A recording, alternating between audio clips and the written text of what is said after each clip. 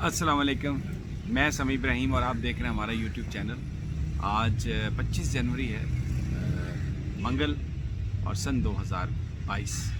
इस्लामाबाद में बड़े दिनों के बाद धूप निकली है, हवा भी अच्छी चल रही है, वेदर तो बड़ा अच्छा है। सियासी माहौल में बड़ी गर्मा गर्मी है। दो तीन बड़े अहम वाक़यात हुए हैं जिस पर आज आपसे मैं बात करूँगा। एक तो जनाब शहजाद अकबर साहब की रुखसती हुई, उसमें ये तासुर देने की कोशिश की गई कि उन्होंने शायद इस्तीफ़ा खुद से दिया है। हकीकत क्या है, क्यों उनसे खफगी हुई इमरान खान साहब की, उनकी जगह कौन आ रहा है, क्या और भी काबीना में कोई रद्दोबदल हो रहा है, अब आगे क्या होगा, ये बड़े अहम सवालात हैं। और जो वज़ीर-ए-आज़म साहब ने तकरीर की, उसमें जो उन्होंने गुफ्तगू की, क्या वो एस्टेब्लिशमेंट के लिए धमकी थी, जिसमें उन्होंने कहा कि मैं अगर इक़्तिदार से आपने मुझे निकाला तो आप ज़्यादा मुसीबत में आ जाएंगे और मैं गली कूचों में आ जाऊंगा और आपको छोड़ूंगा नहीं। ये किसको कहा? जो नून लीग के साथी हैं, ज़्यादातर उनकी तरफ हमदर्दी रखने वाले इंटेलेक्चुअल्स हैं, वो ये कह रहे हैं जी कि ये सुना दिया है, सिर्फ फ़ौज को सुना दिया है। जो बीच में कुछ मॉडरेट लोग हैं, मोतदल किस्म के हैं, वो कहते हैं सबको सुनवा दिया है, ये फ़ौज को भी मैसेज है, सियासतदानों को भी मैसेज है। और जो लोग इमरान खान साहब के साथ हैं, वो ये कह रहे हैं कि जनाब ये तो सिर्फ अपोजिशन के कॉन्टेक्स्ट में बात हो रही थी और ये उन्हीं को बताया गया। बहरहाल इस पर भी बात करेंगे। सबसे पहले तो मैं शहजाद अकबर साहब का मामला जो है, शहजाद अकबर साहब खासा अरसा रहे मुशीर एहतसाब और उनको बड़ा वसी इख्तियारात दिए थे इमरान खान साहब ने, लेकिन at the end of the day वज़ीर-ए-आज़म बहुत मायूस हुए। और ये मायूसी एक दिन में नहीं हुई, पिछले चंद महीनों से ये चीज़ चली आ रही थी। सबसे पहली जो एक बड़ी नाकामी जिसको वज़ीर-ए-आज़म समझते हैं वो ये थी कि जो एसेट रिकवरी यूनिट बनाया था शहजाद अकबर साहब ने, जिस तरीके से वो बनाया गया, हालांकि लॉ मिनिस्ट्री की कोलैबोरेशन भी थी, वो सुप्रीम कोर्ट ने उसकी तश्कील को ही अपने जो काजी फ़ायज़ ईसा साहब का मामला था उसमें एक तरह से गैर कानूनी या गैर आइनी बॉडी करार दे दिया था। और जिस अंदाज से उन्होंने इन्फॉर्मेशन लेने की कोशिश की उसको सुप्रीम कोर्ट ने तस्लीम नहीं किया, एविडेंस उसको नहीं समझा, और जो काजी फ़ायज़ ईसा साहब के हवाले से जो रेफरेंस था वो नाकाम हुआ, सुप्रीम कोर्ट ने उठा के उसको बाहर फेंक दिया। वज़ीर-ए-आज़म साहब इस बात की जो ज़िम्मेदारी है अपने करीबी साथियों में, वो कहते हैं कि ये शहजाद अकबर साहब की है कि वो उन्होंने जो कुछ भी किया वो जिस अंदाज में किया उसका रिज़ल्ट नहीं आया और उसमें सुबकी हुई।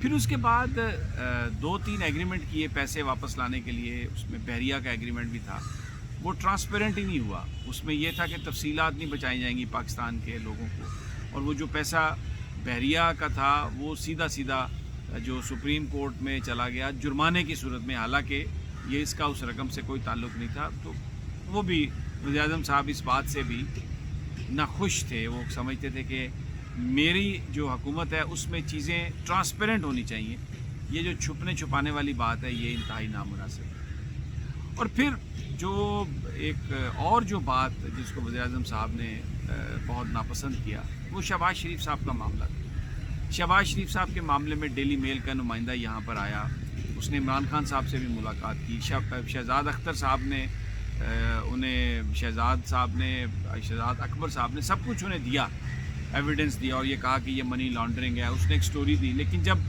शहबाज शरीफ ने उसको बैंक में चैलेंज किया, अदालत में चैलेंज किया वहाँ पर, तो बज़ाहिर डेली मेल वो मुकदमा हारता हुआ नज़र आ रहा है और वहाँ पर वो टाइम ले रहे हैं और शहजाद अकबर साहब उन्हें कोई एविडेंस नहीं दे रहे। ये बात वज़ीर-ए-आज़म साहब ने इसको अपनी सुबकी समझी। फिर इसके अलावा सुप्रीम कोर्ट एहतसाब अदालतों का कह चुकी कि 120 हिसाब साल से बना लें, लॉ मिनिस्ट्री के साथ मिल के जो करना चाहिए था शहजाद साहब को वो इन्होंने काम नहीं किया। फिर इमरान इस बात पे भी खफा हैं कि जो तशद्दुद है पॉलिटिकल वर्कर्स पर वो उसको एंडोर्स नहीं करते, लेकिन यहाँ पर नज़ीर चौहान का जो मामला था उसमें FIA को जिस तरह यूज़ किया गया, वज़ीर-ए-आज़म साहब इसको अपनी सुबकी समझते हैं। उनका ये ख्याल है कि ये इस तरह से शहजाद अकबर साहब को नहीं करवाना चाहिए था। वो जो नज़ीर चौहान का सॉफ्टवेयर अपडेट हुआ, सारी दुनिया को पता चला कि इस तरह आप अपने साथियों पर ये काम करते हैं, ये तमाम चीज़ें जो थीं। और फिर उसके बाद कहीं पर भी कोई फ़ैसला ऐसा नहीं आ रहा था। एहतसाब का जो मामला था वो बिल्कुल ایسا لگتا تھا کہ صرف گفتگو کی حد تک ہے. اور وزیر اعظم صاحب جو تھے ان کو ایک روزی پکچر دی شہزاد اکبر نے اور سب کچھ. لیکن میں ایک اور بات انفارمیشن آپ کے ساتھ شیئر کرتا ہوں کہ یہ جو معاملہ ہوا ہے اس میں شہزاد اکبر صاحب اکیلے ان کی رخصتی نہیں ہونے والی تھی, اور بہت سارے لوگ ہیں. میں یہ بات کھل کر کہتا ہوں کہ جو اعظم خان صاحب ہیں جو پرنسپل سیکرٹری پرائم منسٹر کے, شہزاد اکبر صاحب کو ان کا بھرپور کانفیڈنس حاصل رہا اس سارے ٹائم میں.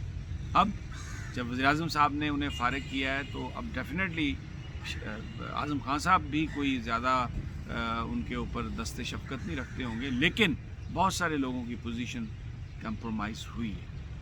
اور اب میں نے کہا کہ اور بھی بہت ساری تبدیلیاں ہو رہی ہیں, کابینہ میں تبدیلیوں کی بات ہو رہی ہے. اور یہ سننے میں آ رہا ہے یہاں پر جو انتہائی اہم ذرائع ہیں کہ وزیر جو داخلہ ہیں ان کی سیٹ تبدیل ہو رہی ہے. شیخ رشید صاحب سے کہا جا رہا ہے کہ آپ اطلاعات و نشریات لے لیں, اور داخلہ کی سیٹ جو ہے وہ پرویز خٹک صاحب کو سنا دی جا رہی ہے. پرویز خٹک صاحب آپ کو پتہ ہے انہوں نے بہت کرٹیسائز کیا تھا پارلیمانی پارٹی میں, اور عمران خان صاحب کو اس بات کا احساس ہے کہ اگر پرویز خٹک صاحب کو راضی نہیں کیا تو معاملات بگڑ سکتے ہیں. تو اس لیے اب جس اسکیم آف تھاٹس پر کام ہو رہا ہے اس میں پرویز خٹک صاحب کو بنایا جائے گا وزیر داخلہ. شیخ رشید صاحب کو آفر کی جا رہی ہے وزارت اطلاعات و نشریات کی, لیکن وہ پیٹرولیم میں زیادہ انٹرسٹڈ ہیں. اس کی وجہ یہ ہے کہ جابز کی ضرورت ہے, الیکشن آنے والا ہے, تو وہ اپنے حلقے میں لوگوں کو جابز دینا چاہتے ہیں, کوئی ٹھیکے ویکے. کیونکہ آپ کو پتہ ہے الیکشن میں اگر لوگ خوش نہ ہوں, ان کے منہ میں کوئی دانہ تھوڑا نہ جائے, تو جو ایکٹیوسٹ ہیں جو ورکرز ہیں وہ ساتھ نہیں آتے آپ کے. اور جو وزیر اطلاعات و نشریات ہیں اس وقت ان کے بارے میں یہ کہا جا رہا ہے فواد صاحب کو کہ شاید ان کو وزیر دفاع بنا دیا جائے, ان کا نام وزارت دفاع کے لیے. فاروق حبیب صاحب جو ہیں وزیر اطلاعات و نشریات, یہ چھوٹے وزیر ہیں اس کے, وزیر مملکت, ان کو بھی کسی اور محکمے میں بھیجا جا رہا ہے. اب اگر شیخ رشید صاحب نہیں مانتے تو پھر فیصل جاوید سینیٹر, یہ کہا جا رہا ہے کہ شاید وزارت ان کے حصے میں آنے والی ہے اور یہ وزارت ان کو مل جائے گی. بہرحال وزیر اعظم اس وقت جو ہیں وہ بہت اس حوالے سے بڑے سرگرم ہیں, اور انہوں نے پرویز خٹک کو کے پی کے میں فری ہینڈ دیا ہے ٹکٹس کے حوالے سے, ایشوز کے حوالے سے. یہاں پر بھی اسی طرح کے معاملہ چل رہے ہیں. تو تبدیلیوں کا سیزن ہے, بہت ساری تبدیلیاں ہونے والی ہیں, اور اب دیکھنا یہ ہے کہ یہ کب یہ سب کچھ ہوتا ہے. اور وزیر اعظم صاحب نے پارٹی کو ایکٹیویٹ کرنے کا بھی اندیا دیا ہے. آج مجھے لگتا ہے کہ آنے والے دنوں میں جو پی ٹی آئی کے ورکرز ہیں ان کی میٹنگز وزیر اعظم صاحب کے ساتھ ہوں گی, کنونشنز ہوں گے, جس سے پارٹی میں تحرک جو ہے وہ عمران خان صاحب پیدا کر رہے ہیں. اگلی ویڈیو تک اجازت دیجیے, انشاءاللہ جلد ملاقات ہوگی. اللہ نے کے بعد.